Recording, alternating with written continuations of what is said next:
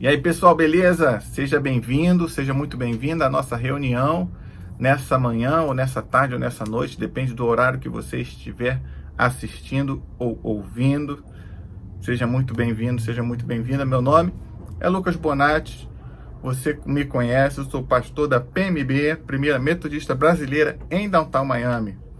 Bem, tô animado, né? Hoje a gente recebeu aqui, hoje não, eu estou gravando na sexta-feira, então na sexta-feira nós recebemos a notícia da vacina da Johnson & Johnson, que também foi aprovada, com bons números, não tão bons como a Pfizer e a outra, mas ela tem uma grande vantagem que ela é uma dose só e é mais barata. Enfim, tô animado que a gente vai conseguir entrar num plano de vacinação eficaz, bom e competente.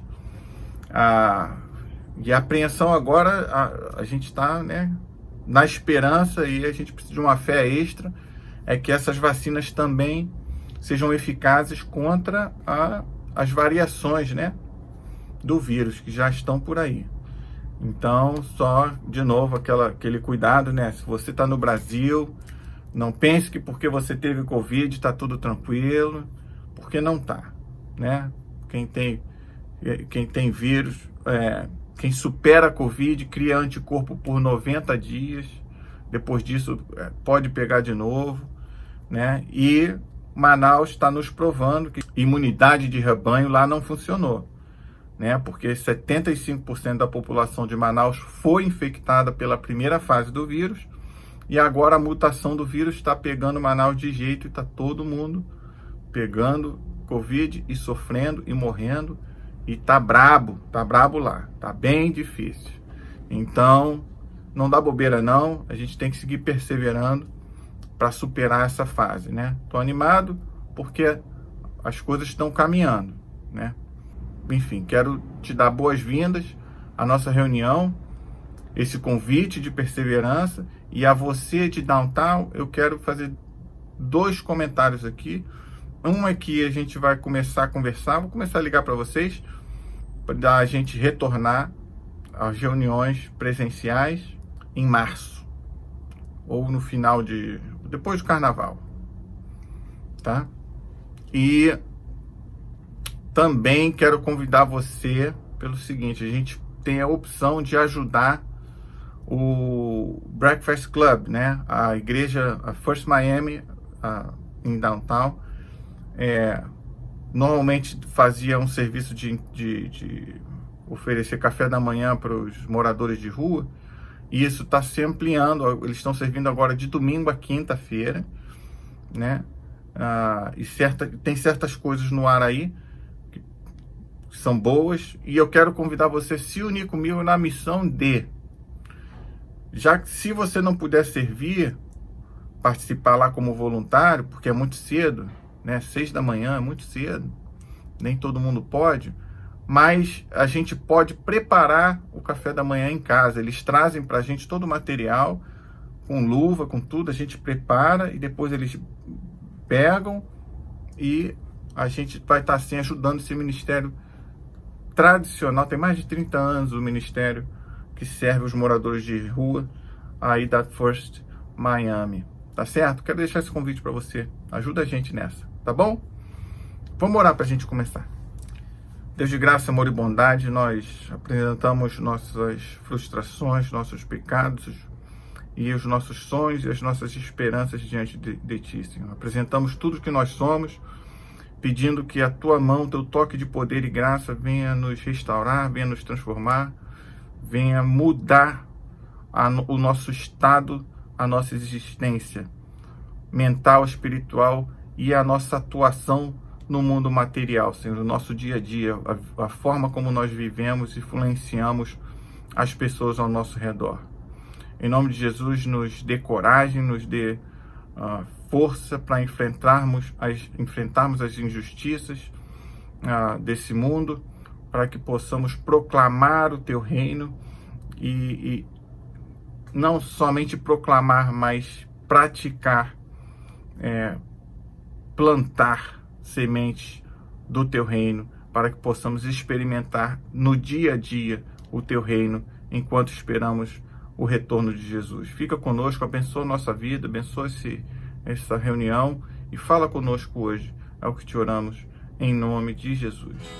Amém e amém.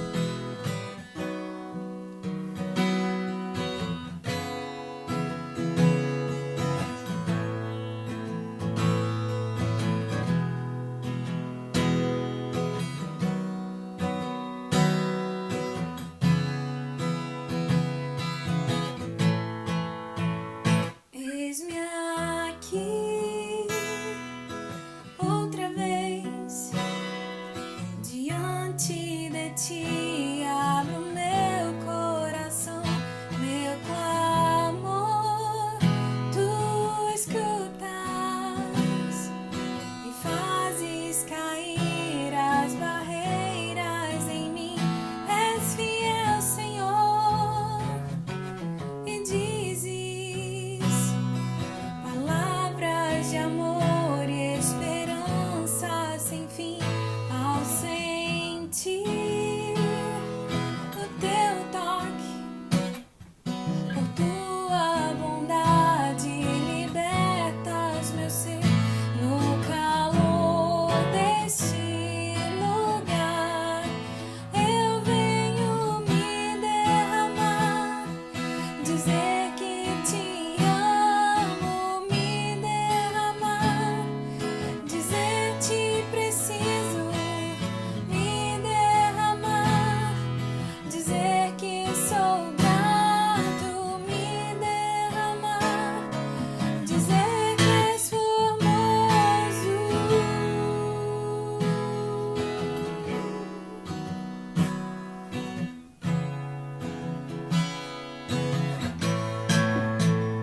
Eis-me aqui, outra vez, diante de ti, abro meu coração, meu clamor, tu escutas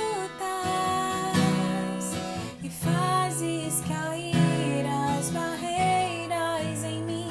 És fiel, Senhor, e dizes palavras de amor e esperança sem fim. Ao sentir o teu toque, por tua bondade libertas meu ser. No calor deste lugar eu venho me derramar, dizer que te amo, me derramar, dizer te preciso, me derramar, dizer que sou grato, me derramar, dizer que és formoso, me derramar, dizer que te amo, me derramar, dizer te preciso, me derramar, dizer que sou grato, me derramar, dizer que és formoso.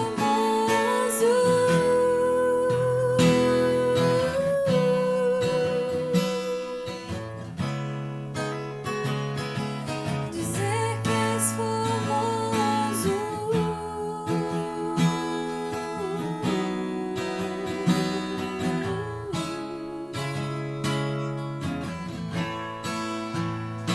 Eis-me aqui. Bem, pessoal, hoje a gente vai meditar sobre o texto que está na Epístola aos Hebreus, capítulo 12, versículos de 1 a 3.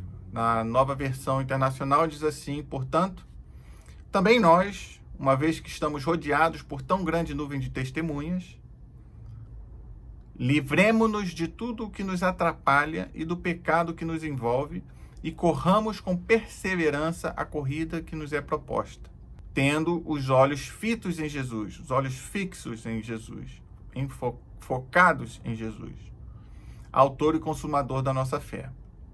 Ele, pela alegria que lhe fora proposta, suportou a cruz, desprezando a vergonha, e assentou-se à direita do trono de Deus. Pensem bem naquele que suportou tal oposição de pecadores contra si mesmo, para que vocês não se cansem nem desanimem. Essa é a palavra do Senhor. É isso aí, pessoal. Eu hoje quero falar com vocês sobre perseverança. Chamou muita atenção esse trechinho aqui, que ele fala: corramos com perseverança a corrida que nos é proposta. Algumas versões dizem que nos é proposta por Deus, tendo os olhos fixos em Jesus. Eu acho muito interessante que de vez em quando você vê isso no Novo Testamento, essa metáfora esportiva, quando vai falar de perseverança. Fala de correr a carreira, de combater o bom combate, né? Tem alguns lugares essas imagens, que são imagens que eram comuns do dia a dia da pessoa e que funciona para tudo, né? Funciona para a gente em qualquer área, né? Quando você quiser perseverar nos estudos, no trabalho, né? No cuidado com os filhos, é uma metáfora que funciona, porque para você conquistar as coisas, é preciso, o esportista ele precisa de quê? De disciplina, dedicação, repetição, esforço, errar, aprender com erro, levantar e fazer de novo. Por quê? Persevera só porque quer fazer as coisas? Não, persevera porque tem um objetivo, quer conquistar algo, né? Tem um prêmio no final, né? E o escritor de Hebreus está colocando essa linguagem aqui para a gente, que a gente tem que perseverar para conquistar, para manter a nossa fé, para conquistar o grande prêmio que é estar com Jesus Cristo. Mas isso se aplica para qualquer área. Se você quer mudar de emprego, se você quer ser promovido no seu emprego, se você quer ser um bom pai, se você quer manter teu casamento, se você quer restaurar teu casamento, se você quer começar uma nova carreira, seja o que for, seja qual for o objetivo, o prêmio que você esteja buscando, é importante você perseverar, buscar ter disciplina e não desistir. E a palavra de Deus nos estimula que, primeiramente, nós temos que estar fixados em Jesus, porque Ele é o nosso prêmio, né? Ele é a nossa grande motivação. E eu não pude me conter, porque a gente fica pensando em exemplos, em ilustrações quando está lendo. E como eu não gosto muito de corrida, não gosto muito de exercício físico, o exemplo que me chamou a atenção, né, pensar em corrida, eu penso no Ayrton Senna. Né? Se você nasceu de 1990 para cá, talvez isso não faça muito sentido para você, não seja tão forte para você, mas eu acho que da minha geração para baixo é muito forte o exemplo que foi o Ayrton Senna, né? Ayrton Senna foi um piloto 3 vezes campeão do mundo, né? Já um recorde já batido, mas ele é sem dúvida nenhuma uma referência ainda hoje para qualquer corredor de Fórmula 1 ou de automobilismo decente, né? Então, NASCAR não é nem, não vou nem comentar. NASCAR é uma coisa bem ridícula, mas deixa para lá. Senna tem uma coisa dele, né? Ele era espetacular debaixo da chuva. Era uma assumidade correndo na chuva. E naquela época era muito mais perigoso do que é hoje, né? Tanto que ele morreu num acidente na corrida, né? Mas se você pesquisar no Google Ayrton Senna na chuva, parece um monte de vídeo, né? E o que me mais chamou a atenção é um que com o título em inglês é The Lap of the Gods, a volta dos deuses, fazendo referência ao Grande Prêmio da Europa na Inglaterra em 1993, quando Senna larga em 4º lugar. E aí ele larga mal. O Schumacher passa ele antes da primeira curva. O Schumacher já assume a 4ª colocação, mas na primeira curva o Senna já entra ultrapassando o Schumacher. Depois mais outra curva, passa mais outra. Ou seja, ele termina aquela volta debaixo de chuva em 1º lugar, largando em 4º, caindo para 5º. E ele termina em 1º e ganha a corrida, né? Ele é engraçado que as pessoas, eu inclusive, eu imaginava que ele gostasse de correr na chuva, Mas uma vez ele perguntado sobre isso, ele falou, você tá louco? Falou para o repórter. Você pensa que eu gosto de correr em alta velocidade sem enxergar um palmo à minha frente? Não, não gosto não. Né? Mas ele era muito bom, né? Correndo na chuva. E por duas razões, era a sua profissão, era o seu talento, era o seu chamado, era, né? É o que ele gostava de fazer, mas também porque ele sabia que ia conquistar um prêmio, e era para ele conquistar aquele prêmio, o que ele precisava? Foco absoluto. Cada curva, cada freada, cada atraso de freada ou não, ele sabia que tinha que manter um foco muito grande para ganhar a corrida, principalmente debaixo de chuva, né? Ele permanecia muito focado nas chuvas. E o texto de hoje ele está nos convidando, né, a perseverar na corrida que Deus nos propõe, né? Manter a nossa vida focada, fixada em Jesus Cristo, porque o nosso prêmio maior é viver com Ele, né? E o escritor de Hebreus vai ainda além. Ele não diz que é só nós humanos que temos em um prêmio uma motivação para conquistar um objetivo. Ele fala que o próprio Jesus suportou a cruz porque tinha o prêmio em mente, né? Quero ler aqui para você. Pela alegria que lhe fora proposta, Jesus suportou a cruz, desprezando a vergonha que ela representava. Diz aqui o texto, né? Então a grande questão que eu tenho para você é: qual é a área da sua vida que você precisa de fé, perseverança, foco para conquistar teu objetivo? Você precisa de fé e perseverança para vencer uma enfermidade ou para lutar contra uma enfermidade? Você precisa de fé e perseverança para lutar contra a depressão? Você precisa de fé e perseverança para estudar, para conseguir um emprego novo, para ser promovido, ou para ter um casamento bom, né, frutífero, para ser bom pai, boa mãe, né, para ver seus filhos tendo uma vida boa, felizes, né? Enfim, seja qual for a sua situação, a palavra de Deus hoje está nos convidando a confiar em Jesus em primeiro lugar, a focar nele, né? A não abandonar a fé, a não abandonar a esperança. Porque quando nós atravessamos qualquer tormenta com ele, nós temos a garantia da vitória, né?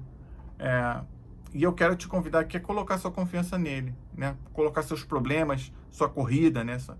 Sua corrida debaixo de chuva, seus obstáculos, tudo nas mãos de Deus. E talvez pense, tá bom, pastor, tá bom, eu oro, mas e aí, eu faço o quê? Eu simplesmente espero? Eu diria que não.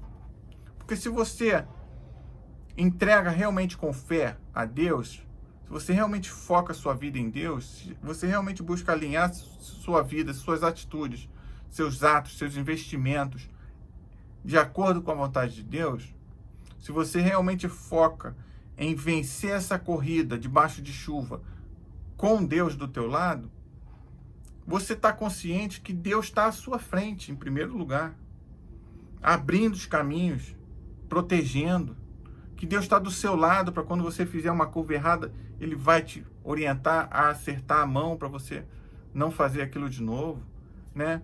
Então, eu falo isso porque tem gente que acha que fé é só esperar, que se você começar a fazer as coisas, é falta de fé. Não é falta de fé.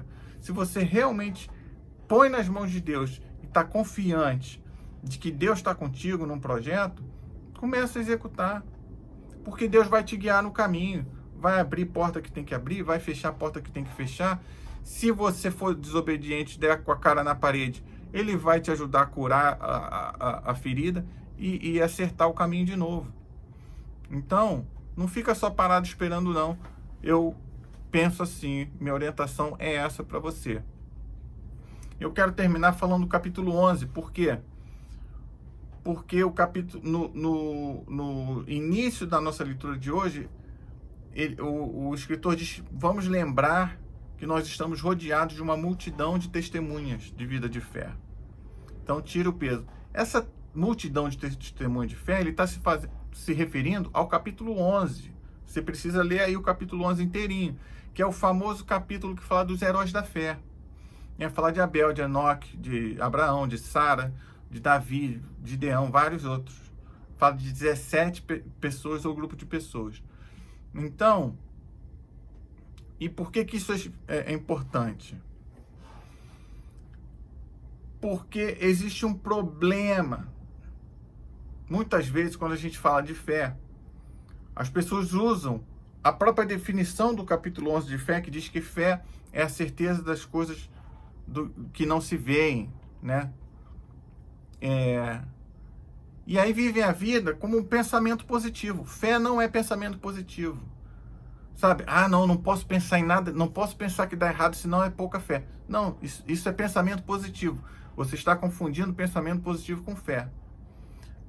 Essa coisa que você tem que sempre focar no bom, focar no bom, focar no bom e nunca ver a possibilidade do errado, isso não é fé, querido. Isso é pensamento positivo. A fé bíblica, ela é baseada em fatos concretos, em exemplos concretos, em atitudes concretas, em valores concretos. Tá? Então, no capítulo de 11, o próprio capítulo de 11, que dá essa definição que a fé é a certeza das coisas que não se veem, é o capítulo que lista a vida de 17 pessoas e pega várias delas e vai nos mostrando como a fé deles ou delas guiou a vida deles e gerou frutos, como Deus usou, como Deus atuou na vida deles através da fé deles. Por quê? Porque para te dar conforto, para te dar um ânimo que Deus já fez e Deus quer fazer de novo. Se Deus fez com Abraão, Ele pode fazer com a tua vida. Se Deus fez com Sara, Ele pode fazer e quer fazer com a tua vida. Então, a nossa fé é isso. Fé é você viver sabendo que Deus está contigo, confiando que você vai colher os frutos que vêm de Deus, mas não só porque você pensa que é assim, para você ficar animado o tempo inteiro. Não, é porque Deus já fez no passado, com várias outras pessoas. Sabe? Ter o desejo de um prêmio no final não é um problema, porque o próprio Jesus teve um desejo do prêmio no final, segundo o autor de Hebreus, né? E hoje ele tem o prêmio, ele está à direita de Deus. A ele pertence toda a glória, toda a honra e todo o poder pelos séculos dos séculos. Ele foi premiado pela missão que ele cumpriu ao se sacrificar por nós. Então você desejar um prêmio não é ruim. Tá bom? Não é ruim, não. A Bíblia está nos ensinando que não é ruim você ter um objetivo e querer conquistar coisas. Não é ruim. Agora, é preciso perseverar. E também não pode ter pensamento positivo, não. Você tem que ter fé. Saber que Deus é contigo, saber que Deus te ama e saber que, ainda que você não consiga as coisas do jeito que você quer, se Deus está contigo no caminho, está valendo a pena, irmão. Está valendo a pena, minha irmã. É isso que a Bíblia quer nos ensinar hoje. E por que eu estou falando disso? Porque nós queremos conquistar coisas, nós queremos vencer os nossos obstáculos, nós queremos nos reunir como igreja, nós queremos vencer a Covid. Mas é preciso perseverança. A fé não é o oposto da ciência. Quando você age com fé, negando a ciência, negando o que existe de concreto no mundo, na vida, na realidade, você está vivendo uma vida cega. Você está vivendo debaixo de pensamento positivo. Pensamento positivo não é fé. É muitas das vezes, não sempre, mas muitas das vezes, simplesmente uma negação da realidade. A gente precisa perseverar para a gente vencer a Covid. A gente precisa perseverar com máscara, evitando se tocar, mantendo a distância, evitando um monte de coisa, evitando comer dentro de restaurante. Isso tem que ser feito para a gente vencer.